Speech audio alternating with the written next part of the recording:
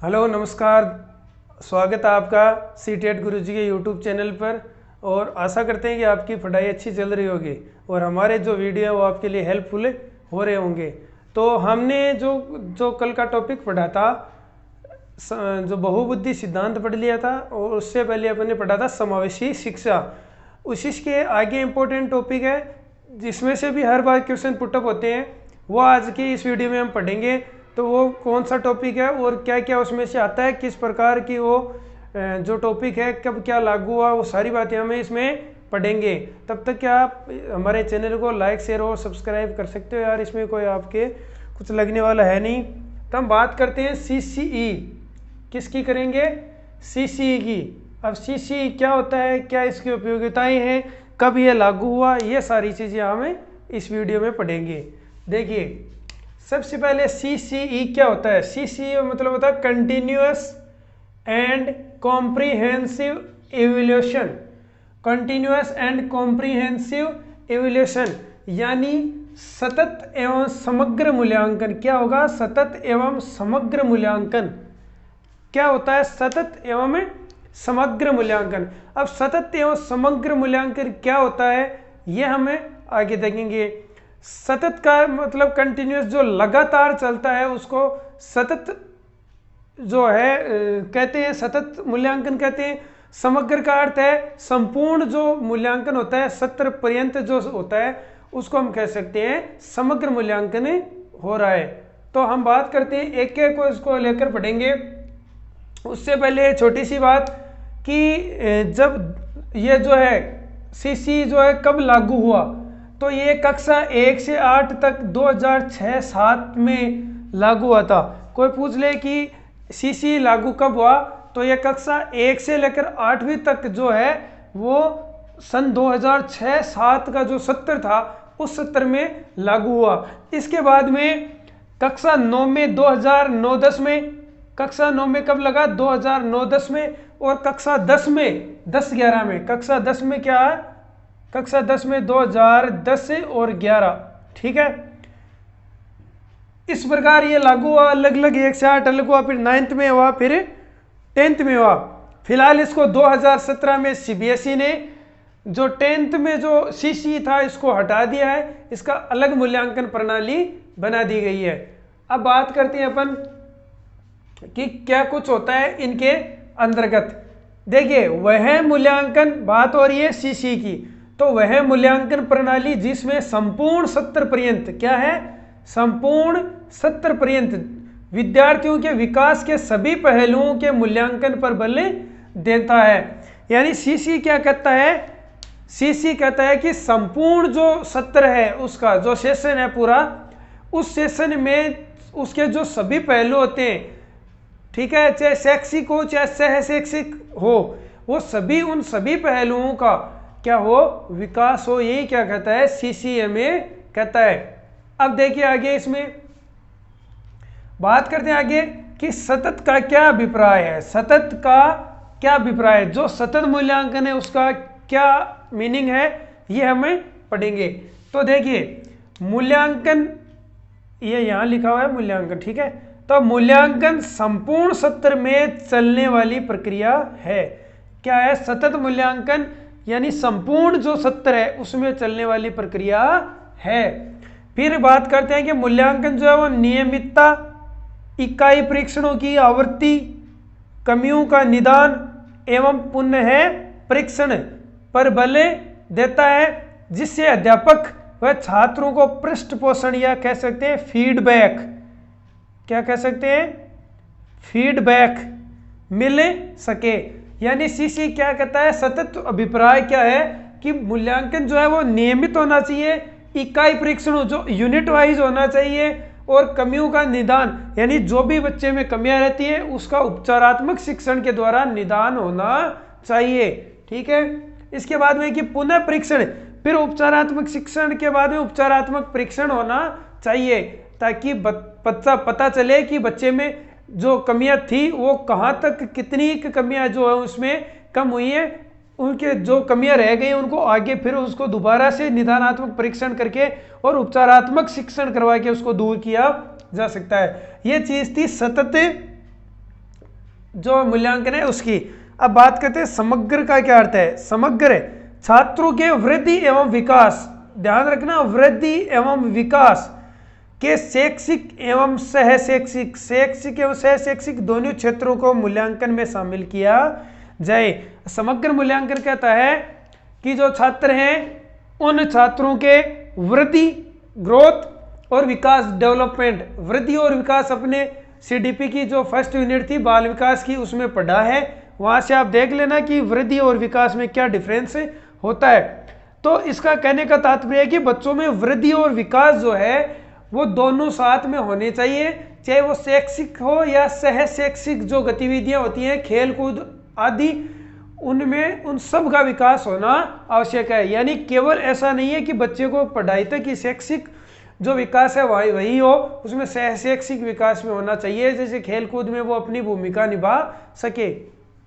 यह था अपना समग्र मूल्यांकन। ठीक है, अब देखिए सतत मूल्यांकन का क्या अर्थ होता है। सतत या समग्र मूल्यांकन जो है, सतत या समग्र मूल्यांकन जो सीसी है, इसका अर्थ क्या है या इसका उद्देश्य क्या हो सकता है। इसका उद्देश्य बोल सकते हैं इसको उद्देश्य।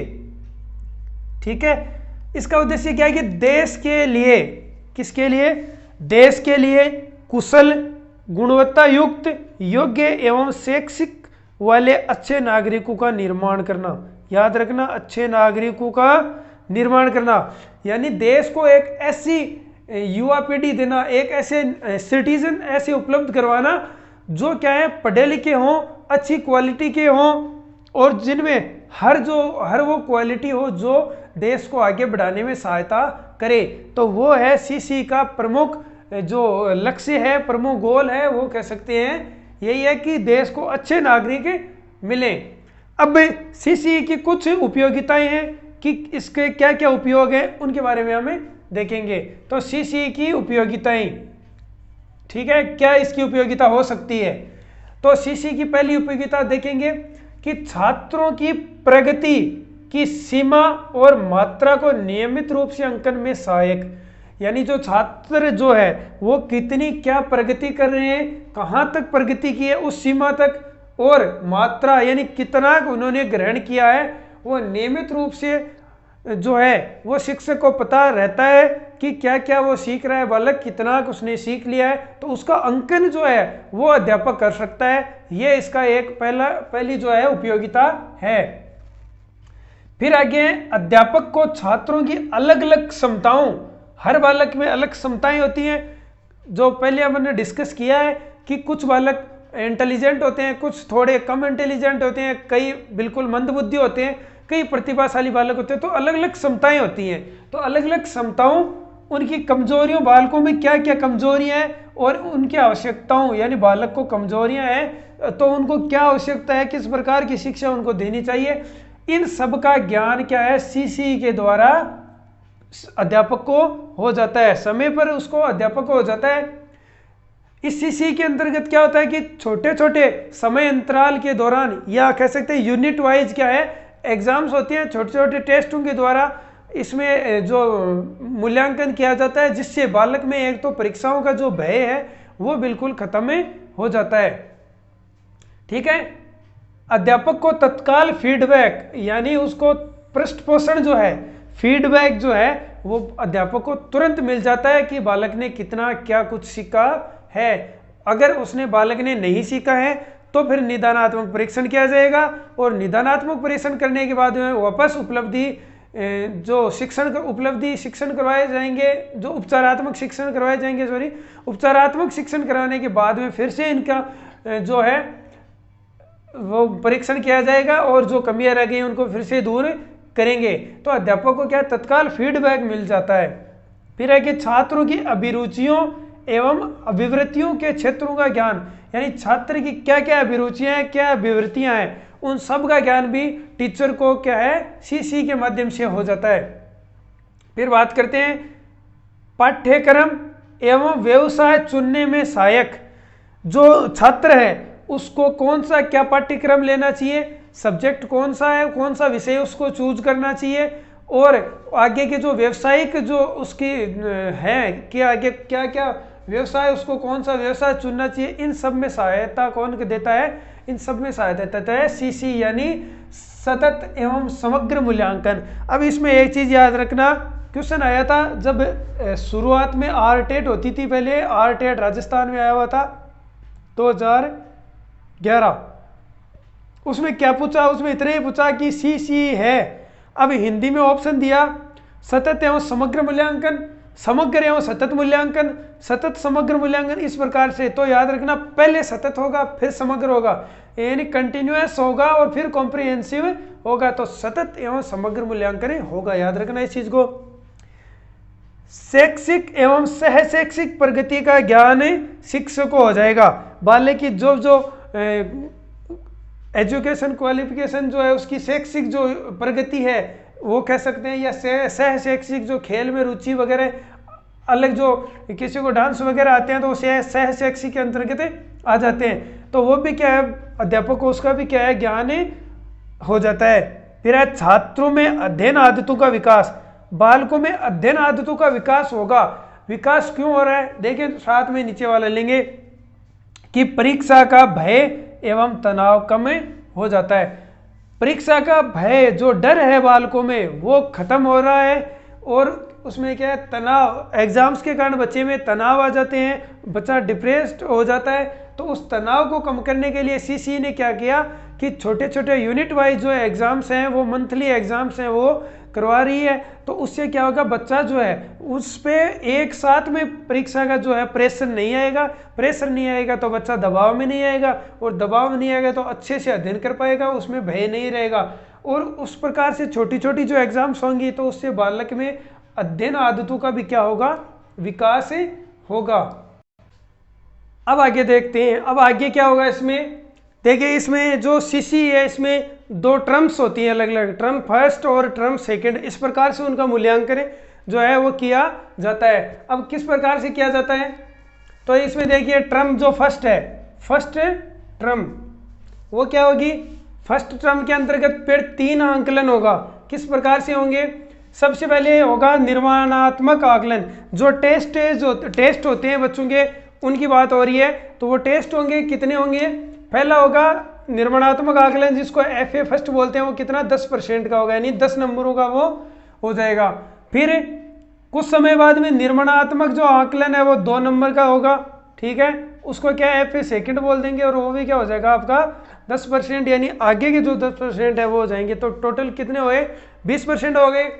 उसी प्रकार अब क्या है कि इसमें जो हाफ हो जाता है, उसके बाद में योगात्मक परीक्षण किया जाता है, योगात्मक आकलन जिसको ऐसे बोलते हैं, ऐसे फर्स्ट, वो कितना होगा 30% होगा, टोटल कितना हो जाएगा 50% हो जाएगा। और इसको क्या बोलते हैं, अर्धवार्षिक, अर्धवार्षिक जो आपकी एग्जाम्स होती हैं उसकी बात हो रही है।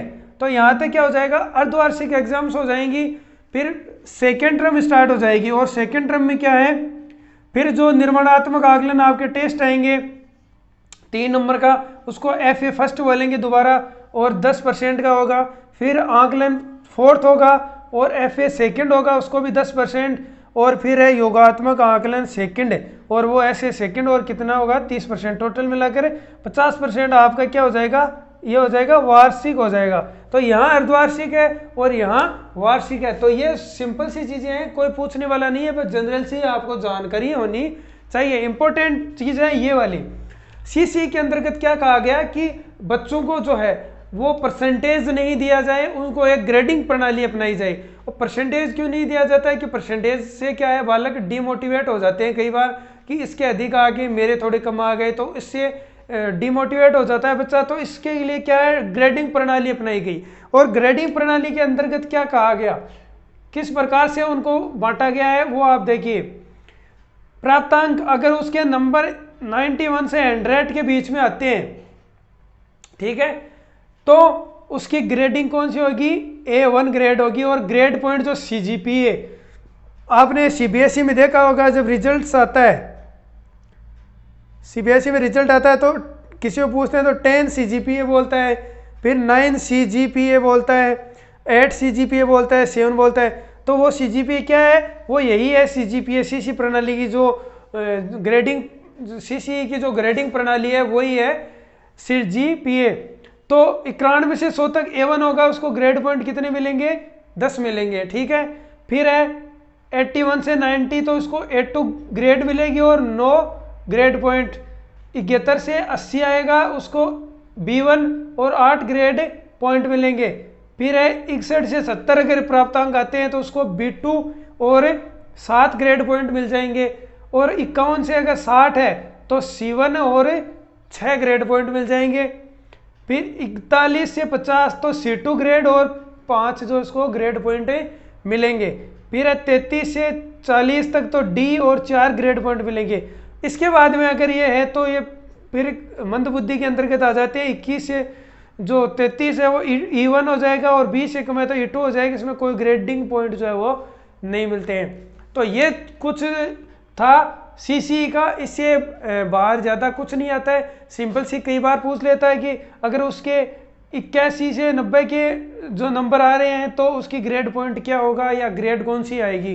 तो इस प्रकार से क्वेश्चन पूछ सकते हैं। इसके अलावा अगर आपको ऑब्जेक्टिव टाइप क्वेश्चन है वो करवा देंगे तो उस प्रैक्टिस आपकी हो जाएगी। ये CCE का जो है वो पॉइंट जो टॉपिक आपका है वो कंप्लीट हो चुका है। इसमें ज़्यादा आपको करने की आवश्यकता नहीं है।